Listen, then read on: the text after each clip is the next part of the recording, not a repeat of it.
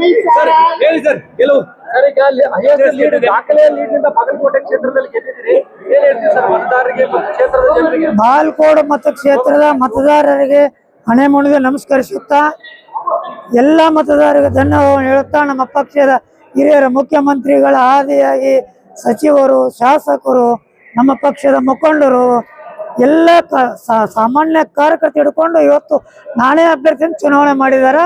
ಹೀಗಾಗಿ highest lead Congress ಗೆಲುವು ಆಗಿದೆ. ಒಂದ್ ಕಡೆ ತಮ್ಮ ಆಪ್ತರು ಸಿಎಂ ಅವರು ಕೂಡ ಅಖಾಡೆ ಕಳೆದ್ರು, ಸತೀಶ್ ಜಾರಕಿಹೊಳಿ ಅವರು ಬಂದರು, ತಿಮ್ಮಾಪುರ ಅವರು ಇಡೀ ಸಚಿವ ಸಂಪುಟ ತಮ್ಮ ಬೆನ್ನಿಗೆ ನಿಂತು ತಂದೆಯನ್ನ ಕಳ್ಕೊಂಡ ಸಂದರ್ಭದಲ್ಲಿ ತಪ್ಪಶೆಟ್ಟಿ ಸರ್ ನಡ್ಕೊಂಡು ಪ್ರತಿಯೊಬ್ಬ ಸ್ಥಳೀಯ ನಾಯಕರು ಕೂಡ ತಮ್ಮ ಬೆನ್ನಿಗೆ ನಿಂತು. ಏನ್ ಹೇಳ್ತಾರೆ? ಅವರೇ ಅಭ್ಯರ್ಥಿ ಅಂತ ಹೇಳಿದ್ರೆ ನಮ್ಮ ತಂದೆ ಇಲ್ಲ, ನಮ್ಮ ತಂದೆ ಜಗಳ ನಿಂತು ಅವರೇ ಚುನಾವಣೆ ಮಾಡಿದ್ದಾರೆ. ನಮ್ದು ಏನೂ ಅಲ್ಲ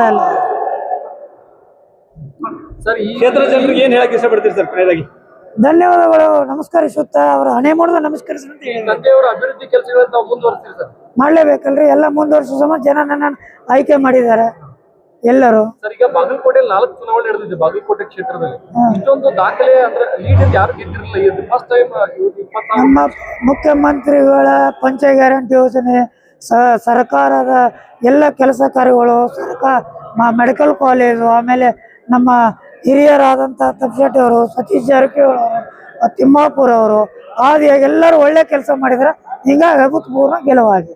ಯಾವ ಪ್ಲಾನ್ ವರ್ಕೌಟ್ ಆಯ್ತು ಅಂತೀರಿ ಸರ್ ನಿಮ್ಮ ಗೆಲುವಿಗೆ? ನಮ್ಮ ಸರ್ಕಾರದ ಪಂಚ ಗ್ಯಾರಂಟಿ ಯೋಜನೆಗಳು. ಸರ್, ನಗರ ಭಾಗದಲ್ಲಿ ಸಾಕಷ್ಟು ಬಿಜೆಪಿ ಮತಗಳು ಬರ್ತಾ ಇದ್ವು. ಈ ಸಾರಿ ಕಾಂಗ್ರೆಸ್ಗೆ ಹೆಚ್ಚು ಮತಗಳು. ನಗರ ಪ್ರದೇಶದಲ್ಲಿ ಕೂಡ ನಿಮಗೆ ಮತದಾರರು ಈ ಬಾರಿ ಕೈ ಹಿಡಿದಿದ್ದಾರೆ, ಬಾಗಲಕೋಟೆ ನಗರದ ಮತದಾರರು ಅಂತ. ಹೌದು, ಅದಕ್ಕೆ ಹಣೆ ಮುಡಿದು ನಮಸ್ಕರಿಸುತ್ತೇನೆ ಅಂತ ಹೇಳಿ ಎಲ್ಲ ಮತದಾರಗಳು. ಕ್ಷೇತ್ರದ ಬಗ್ಗೆ ಕನಸು ಸರ್? ಮೆಡಿಕಲ್ ಕಾಲೇಜ್ ಮಾಡಿದ ನಮ್ಮ ತಂದೆಯವ್ರ ಕನಸಿತ್ತು. ಈಗ 200 ಎಕರೆ ಮಾರ್ಕೆಟ್ ಮಾಡೋದ, ಒಂದು ಒಳ್ಳೆ ಯೋಜನೆ ತಂದು ಬಾಗಲಕೋಟೆ ವ್ಯಾಪಾರ ಇಂಪ್ರೂವ್ಮೆಂಟ್ ಮಾಡಬೇಕಾಗಿದೆ.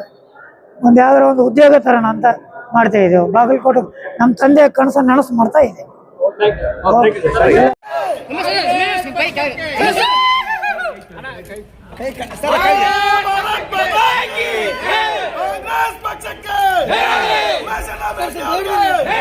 ಸಿದ್ದರಾಮಯ್ಯ ಸಾಹೇಬರಿಗೆ